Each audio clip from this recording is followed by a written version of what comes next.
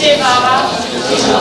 My name is Sahavas, and I'm really pleased to introduce probably the most experienced speaker of all, Allan Cohen, who, under Baba's direction, has given over 2,000 talks on helping people stay away from drugs, 500 in 1 year. So it's my pleasure. I don't want to take any more time. Turn it over to Allan.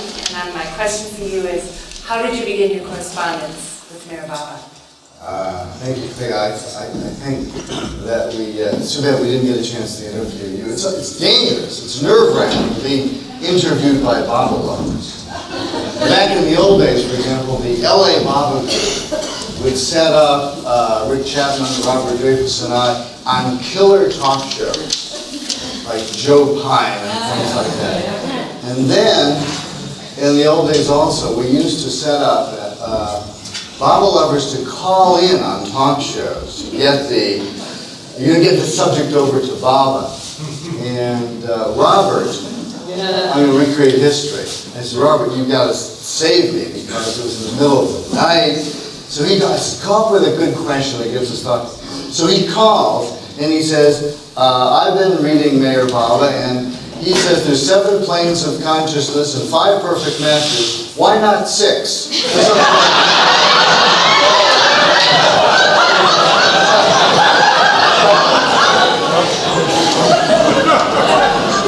Anyway, that wasn't as scary a question, it was clear. We'll be mindful of time. Well, really, what started my correspondence with MeherBaba was late 1961, when I reached the 6th plane of consciousness. No, that's right. I had to share that. All right, there's a little history to it. It happened. The experience happened on a hill in upstate New York. Reading that section of the discourses called "The Journey of the Souls of the Oversoul," Oversoul of the Soul, under the influence of, at that time, very good LSD.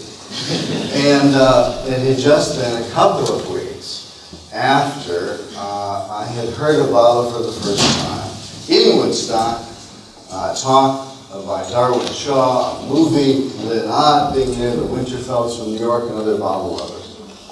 And after I had successfully stolen a book from the bookstore there, then I won't do it anymore.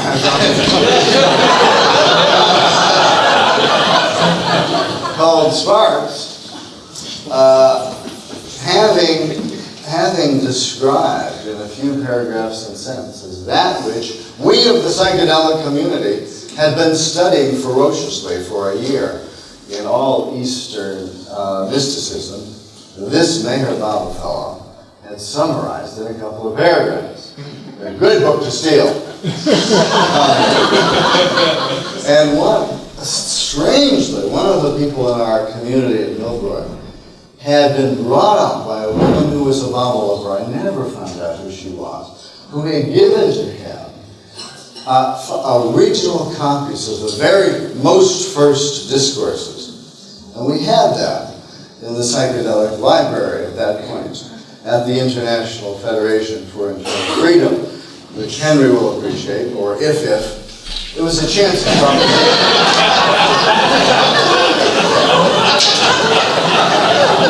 It was higher risk then than it is now. And anyway, so I decided to take some LSD, and it was a nice day, and I was just going to go out and read the discourse. Well, when it came to the 6th plane, it was clear. As they say in the old days, I dropped it immediately. And, although that time I didn't put much significance in that attempt, but out in my mind that had happened was washed away as I walked down the hill. A group of itinerant yogic actors were taking the book and the book said 6 play was pretty good. Well, later, much later, I realized, much to my chagrin, that I was glowing because I had spent 6 hours in the sun. Totally sunburned.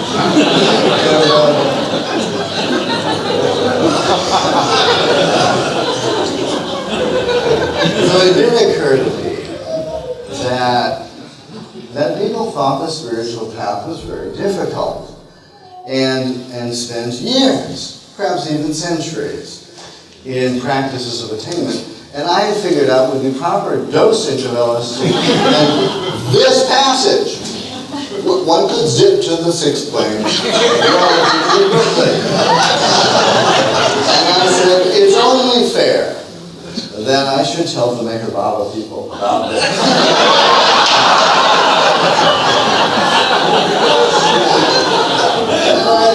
I said, well, who are the MeherBaba people?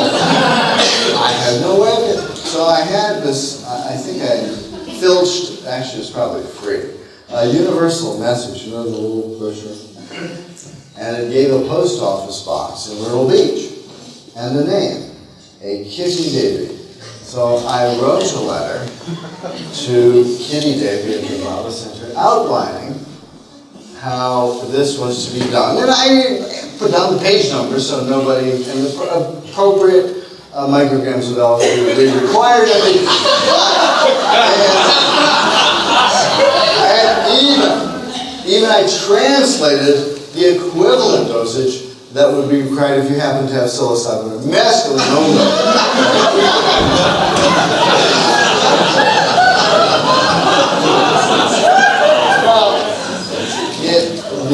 The correspondence reached Kitty Davy. And Kitty read the letter, and it was in the early days. And she consulted with, I think, Elizabeth Patterson and others down at the center, and they couldn't really come up with an answer to this letter, so they decided to send it to Adi K. Rai. Now, Adi, of course, at that time, was a major communication channel to the West. And Adi, now I didn't know this was happening. And so Adi read the letter. And apparently Adi consulted also with the Mandalay. And they didn't quite know how to respond to it. So despite the fact that MeherBaba was in relatively deep seclusion at the time, they thought they would show the letter to him. So about a month later, I get this letter from India. And it's a letter from Adi explaining that he had brought the subject up with MeherBaba. And MeherBaba had said some of the following things. Well, it was a wonderful letter. And it was a very kind and gentle letter. On the other hand, it made things relatively clear about how, at the very best, such experiences that come from things like LSD could give you a glimpse of the shadow of the very first hints of the astral equivalent of the subtle letter.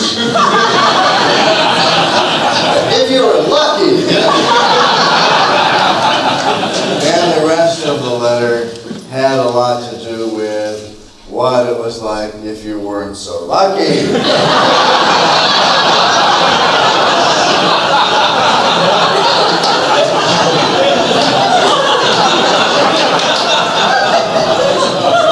And set forth really some of the disadvantages of psychedelic drugs and other drugs in terms of the attainment of higher consciousness.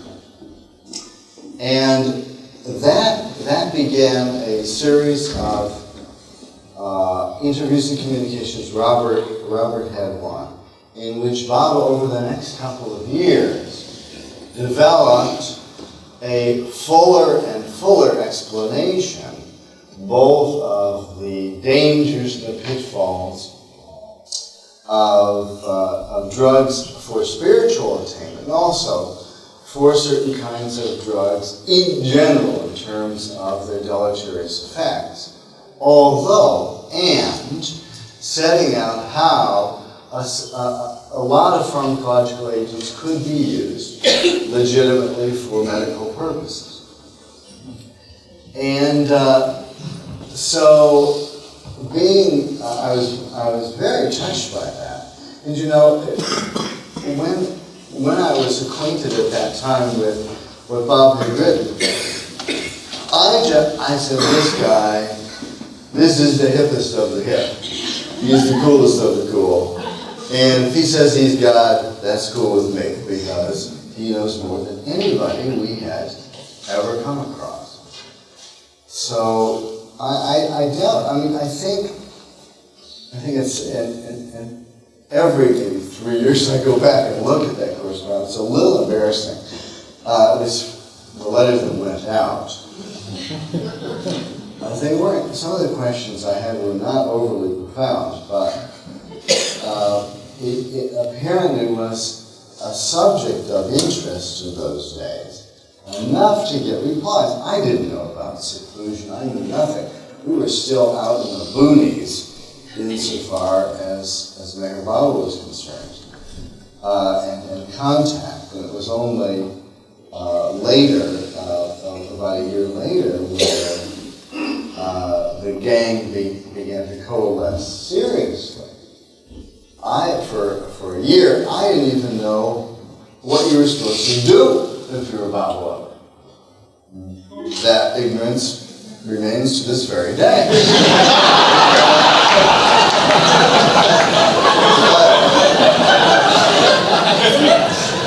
But you know, and later I had to think about it because, and later when,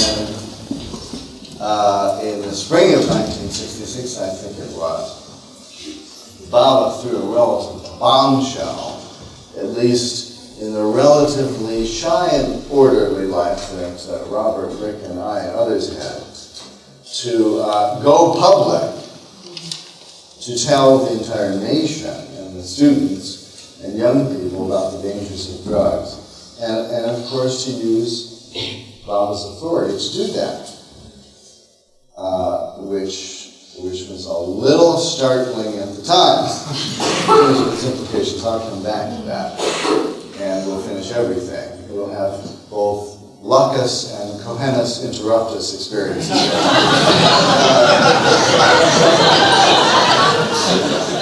But I mean, Baba said, yeah, it might be, I'm paraphrasing, might be a good idea to read God Speaks, you know, to get an idea of what the planes really are about.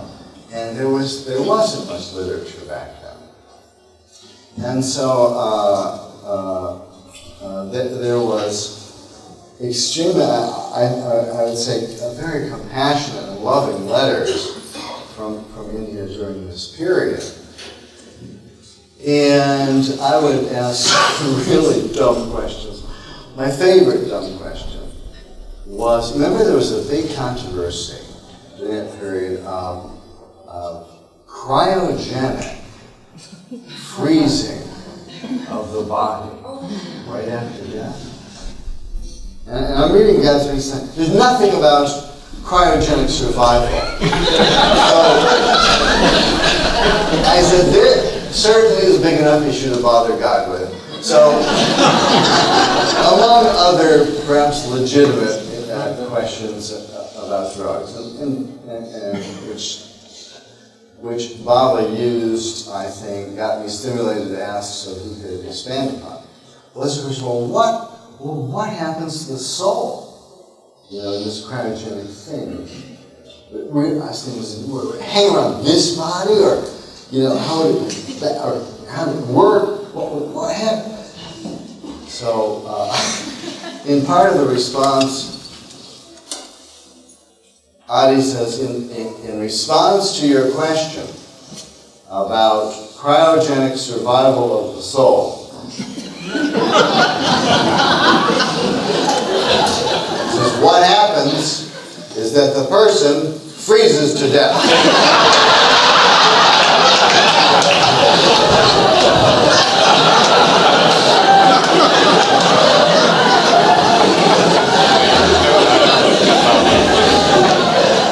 You know what he's wondering about that, right?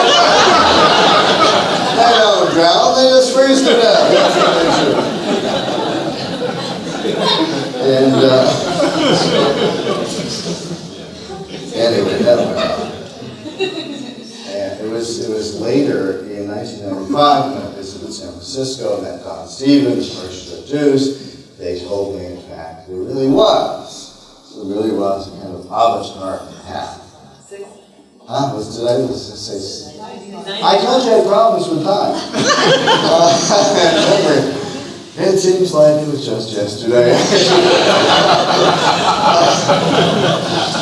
And then that letter happened, and please take advantage of it.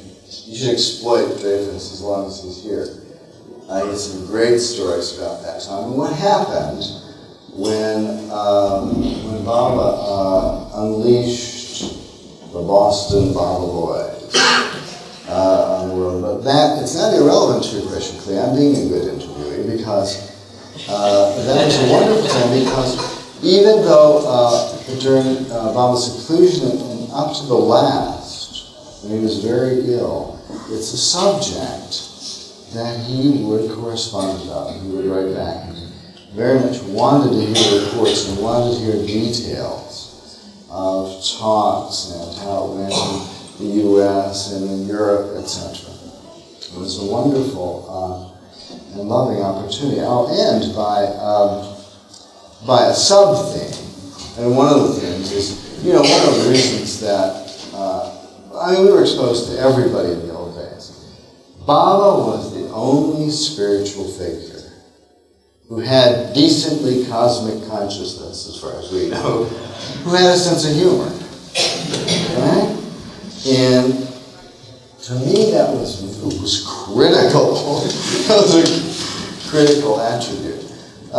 And the second element, I think, that we don't give enough attention to is the notion of what Meher means in terms of compassion and in terms of his patience and the things he will go through to generate learning. And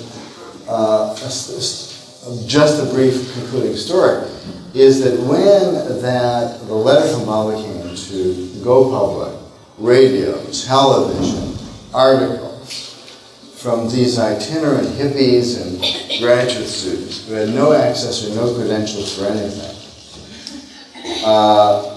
my mind said, I know he's got it. I know he's the avatar. Could he have picked the wrong crew here? And my mind said, you have to get agents to get on these ships. And it got me so nervous that I didn't want to think about it. And in order not to think about it, I remember I went and started reading my kind of psychic National Enquirer, which was called The New Cosmic Star. I know it's going out of business, unfortunately.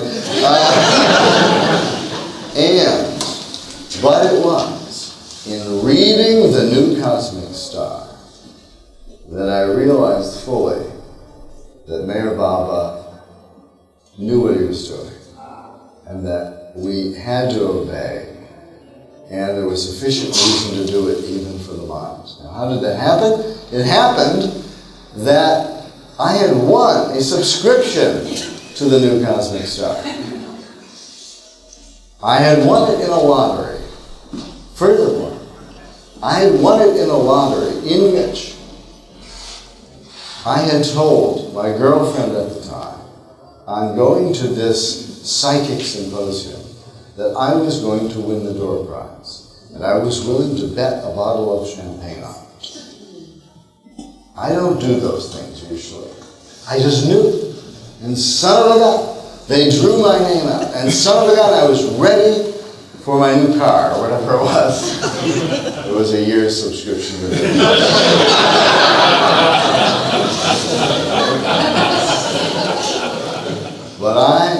But there I was reading this, my mind subconsciously resisting this notion, this impossible task, inexperienced. And remember, we were relatively shy at the time, as I remember, publicly, if not even privately.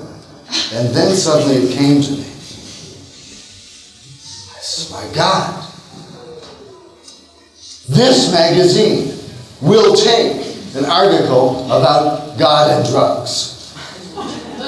And then I knew it had been a setup from a year ago. That Baba knew I was going to get weak-kneed about this. Made it such a powerful, unlikely event that I would know to go for it. In fact, they did take an article. In fact, later, they did front page articles on MeherBaba. Rick and I, Robert Kachu, became regular columnists before it went out of business. So both by natural correspondence and correspondence with the mechanics of illusion, MeherBaba made it very clear that he'll back you when you do anything for him. Thank you.